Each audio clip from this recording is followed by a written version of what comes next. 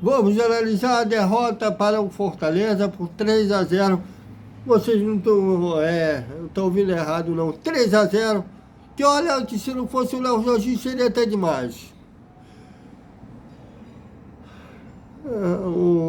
O senhor Pedrinho, com a eterna vaidade, vou chegar lá também, porque teve uma conversa entre os conselheiros no dia 1º de novembro, véspera do meu aniversário, que mostra que, apesar de ter uma parte da torcida que tem o Pedrinho como semideus, eles não sabem o que fazer. Acham que ele tem um plano? Não, não tem nenhum plano.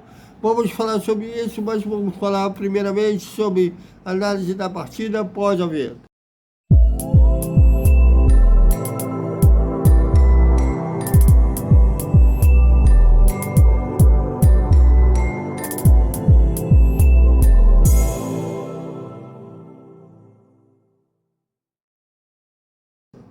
Salve, galera do Vascão! Eu acho que o time, depois da vitória sobre o Bahia, acho que se livrou do rebaixamento e estão jogando para cumprir tabela. Porque novamente o Vasco foi facilmente envolvido e perdeu para o Bahia, desculpem, o Fortaleza por 3-0. Que olha, se não fosse o Léo Jardim, era para ter perdido 5, 6, 7, que assim como foi no jogo de ida das oitavas de final da Copa do Brasil, o goleiro vascaíno estava uma noite inspirada, mas ele não é um homem elástico, foi os gols que ele tomou, foi impossível de defender, até porque o Lucas Pinto foi uma mãe no seu lado, que o Marinho deitou e rolou por ali.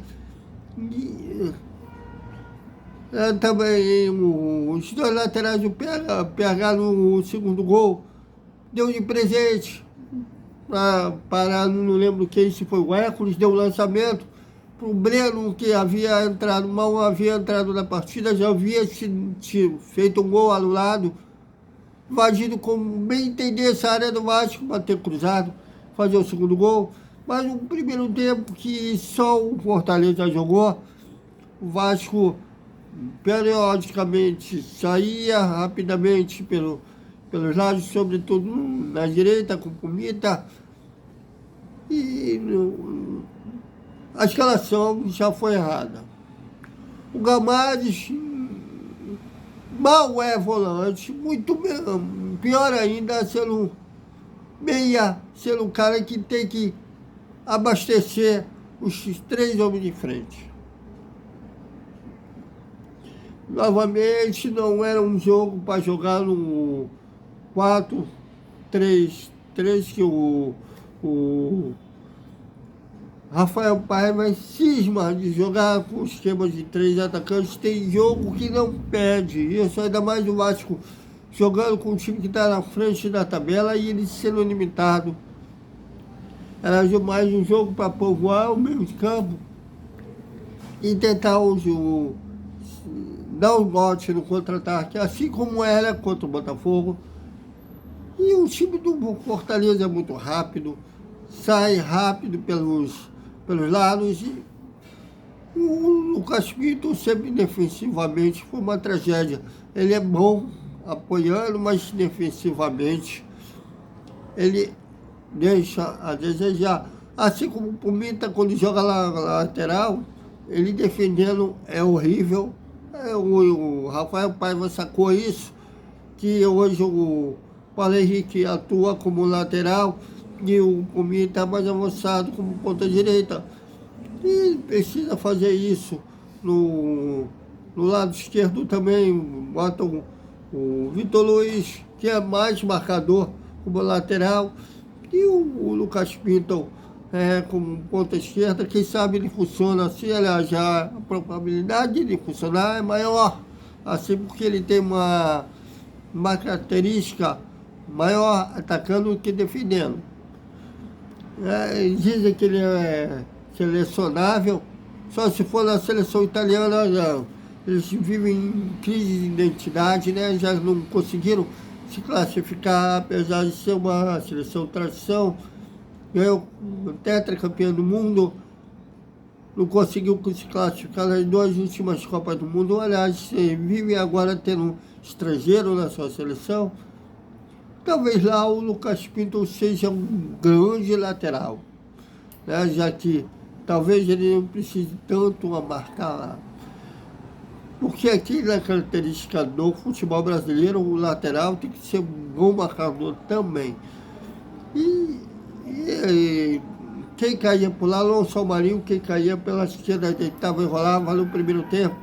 E o primeiro gol do Fortaleza foi assim, que o Tinga deu um lençol no Pinto, avançou como quem bem quis. O Matheus Carvalho, o Matheus Cocão, como preferido, também abriu espaço. Ele já havia abrido espaço no lance anterior, que pouco não saiu gol. Ele deu uma, não sei o que ele tentou fazer, que ele abriu espaço para quem estava com a bola. E por pouco não saiu gol. E dessa ele abriu espaço de novo, e que o Tinga simplesmente cruzou com uma facilidade. Que o Pastilhas, que apesar de ser desse tamanho, venceu os zagueiros do Vasco na cabeça e abriu o placar. E o primeiro tempo ainda foi um placar humilde, de tamanho, um volume de jogo do Fortaleza. Graças ao Léo Jardim, saiu com o placar mínimo no intervalo, voltando no segundo tempo.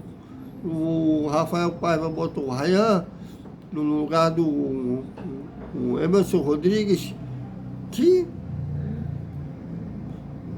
não entendi o Emerson Rodrigues. Aliás, desde quando ele chegou, eu não entendi a contratação dele. Mais uma contratação também vinda pelo Semineus, que os fãs dele, seja lá por interesse de ganhar ingressos a 0,800, seja por acreditar que ele fez em, como fala, nas maiores intenções. Eu sei que tem um puxa-saco para conseguir entrevista falar isso, mas não entendi a contratação do Emerson Rodrigues. Prender a bola, não vem prendendo. Correria descoordenada, não chega a lugar algum. E o Vasco deu uma ligeira melhora com o Emerson Rodrigues saindo, o Ryan entrando, o Bocão saindo e o Safoso entrando. E chegou até ameaçar empatar, um cruzamento do Ryan, que quase o zagueiro fez gol contra. E depois disso, o Fortaleza voltou a tomar conta do jogo. E o Vovonda, percebendo também, botou o time mais rápido, botando o Breno, botou o Pikachu, torcendo aí que o Pikachu não fizesse a lei do ex, mas acabou rolando a lei do ex, mas não com o Pikachu. E o time saindo rapidamente, o Vasco não conseguindo conter, chegaram a fazer um segundo gol com o Breno Alves, que tinha acabado de entrar, mas ele estava impedidaço, a olho nu, que o árbitro anulou. Mas logo minutos depois, um passe errado do Paulo Henrique, lançamento que o Breno Alves teve a facilidade de invadir a área, como bem entendeu, bateu cruzado para o segundo gol. E eu pensando ali que acabaria o pesadelo do Vasco, nada. Pinto quase faz gol contra. Teve pelo menos 3 lances que o Léo Jardim evitou o pior. E já nos acréscimos, o Poticho, que tinha acabado de entrar, também tinha tomado o cartão amarelo, também teve a facilidade de fazer o que bem entendesse pela esquerda, cruzou, a bola passou pelo Léo Jardim, e o Pumita aí, e o Renato Kaiser, que não teve grande oportunidade no time de profissional do Vasco, né? Ele foi tido como promessa de artilheiro da base, mas chegou a ter espaço no time profissional, escorou e fez o terceiro gol do Fortaleza. Não deixa de ser lei do ex, já que ele passou pela base do Vasco.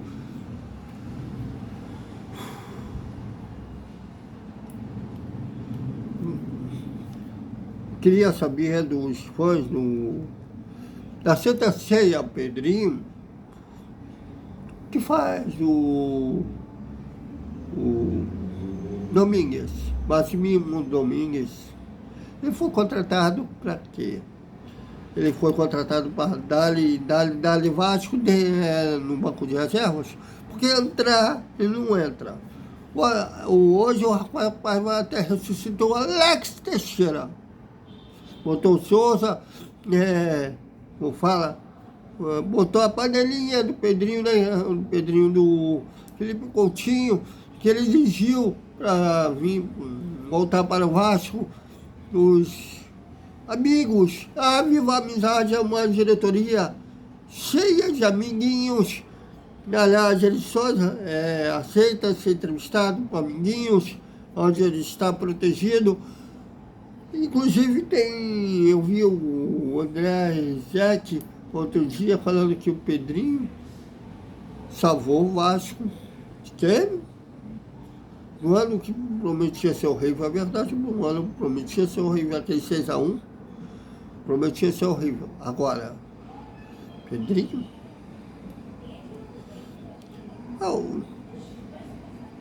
dos que ele contratou, ninguém se afirmou. Os cabeças continuam sendo quem foi contratado pela 77. Tu é fã da 77, esqueça a 77, a 77 morreu. Esqueceram fazer missa de sétimo dia para 77. Tem uma parte que é fã do Pedrinho que usa senso comum, e a 77 é igual os fãs do ex-presidente, quando a gente critica, e o PT, e o Lula. É a mesma coisa os fãs do Pedrinho, que simplesmente querem passar pano pelos erros dele, ou ele simplesmente, a 77, falou bem, o 77 trouxe o Jorginho, Paete, os dois laterais, o Pinton, os três laterais, o Pinton, o Pumita, o PH.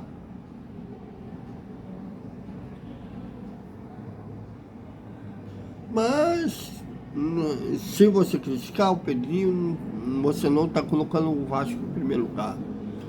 Bom, e agora o campeonato tem 10 dias para o seu Rafael Paiva, que ele tem um problema crônico de leitura de jogo. É um treinador novo, não tem como negar que foi esse sim um responsável pelo salvar o ano que se prometia ser horrível. Mas quando o Vasco deu aquela arrancada, como a primeira página da tabela, que está tendo mais sorte do que juízo, a ponto quando ele perde, os adversários que poderiam passar ele perdem também. Foi o Rafael Paiva apostando na garotada da base. Ela correria da garotada da base. Quando Coutinho veio, eu não estou culpando o Coutinho, mas parece que dali o Rafael Paiva passou a botar uma barreira nos meninos da base, só botar Vendelão. Quanto ao Internacional, vencemos por 2-0 lá no Beira-Rio, que acabou aquelas escritas de tantos anos você venceu o Internacional lá. moleque Fabrício, que fez o segundo gol do Vasco, de cabeça, zagueiro, parece que ele cometeu o crime de cometer aquele gol, porque dali ele não foi mais utilizado.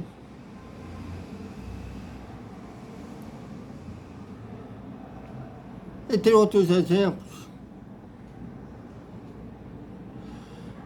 Mas foi dali que o Vasco deu essa arrancada e quando for botar só medalhão, o time voltou a decair, né, em termos de produção.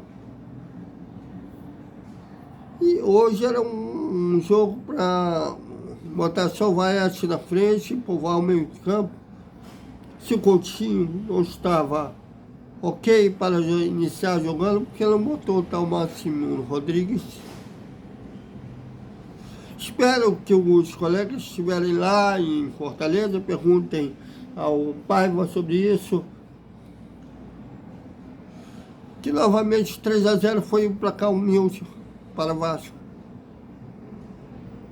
Foi um placar generoso para o Vasco. Terá 10 dias agora para o Rafael Paiva ver conceitos, se ele tem um aproveitamento de G7, mas isso não inibe, isso não justifica os erros que ele vem cometendo. Bom, terá 10 dias para ajustar a equipe antes de pegar o Internacional, né, no dia 21, às 8 da noite, em São Januário. Bom, vamos lá.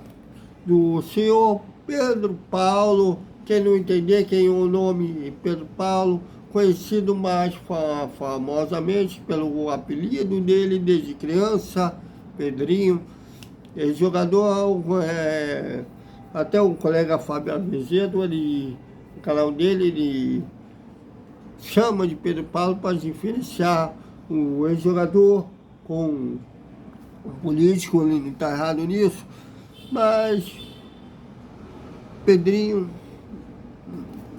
ele não salvou o Vasco. Ele quis fazer o que fez pelo poder. Novamente, quando ele fez aquela coletiva do balanço de 3 meses,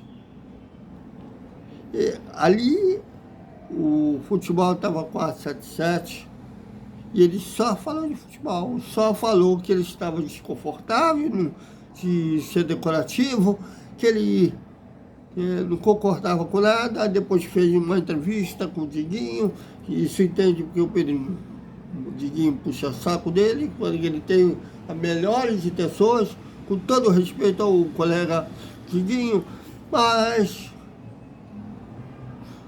ele falou ali que não concordava com nada no contrato 477, já mostrava o que ele queria fazer. E a crise econômica da 77 acabou calhando, foi um presente, vamos dizer assim, do universo para o que ele já queria fazer. Que, aliás, se eu fosse colocar quem foi sincero na campanha, Levin dizia que faria o que o Pedro fez. Rompimento institucional. Mas a vaidade, a arrogância, deve ter até alguém que ganha ingresso em 0800 para defender incondicionalmente um político. Eu sou vascaíno, não sou fã de político do Vasco. E no dia 1º de novembro, teve uma reunião com a diretoria, com os conselheiros, que mostrou diferente uns fãs do político, atualmente político, não do ex-jogador, mas do político. Ele não tem, mostrando aí que ele não tem plano.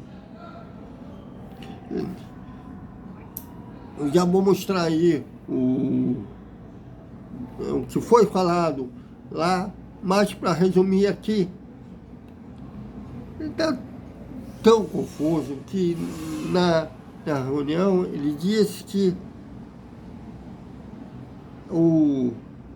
a mediação era um jeito, uma tentativa de viabilizar que a SAF ficasse com o Clube de Regatas Vasco da Gama, ou seja, com a associação.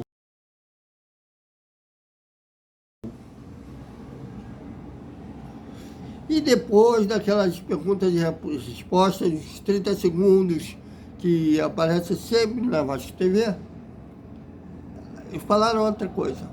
Falaram que a intenção é revender que a mediação, a reestruturação é para organizar financeiramente para vender mais caro no futuro.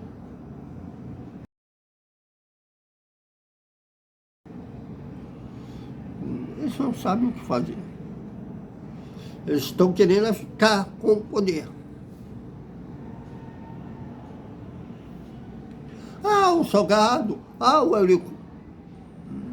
Passado não se muda. Machuca a gente lembrar, mas o presente.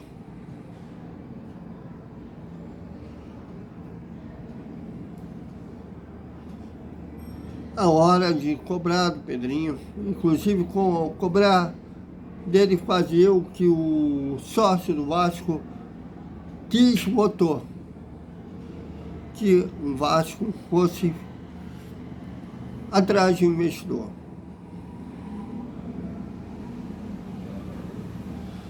Mas falando nisso, só para encerrar, o Genoa acabou.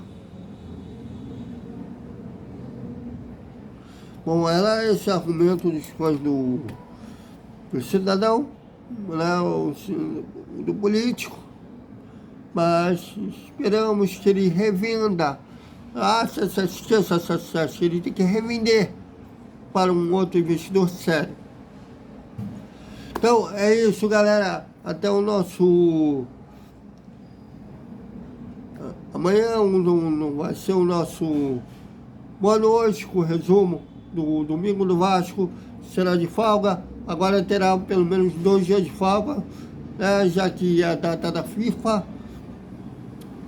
E depois o elenco se representa visando aí atividade para enfrentar o Internacional.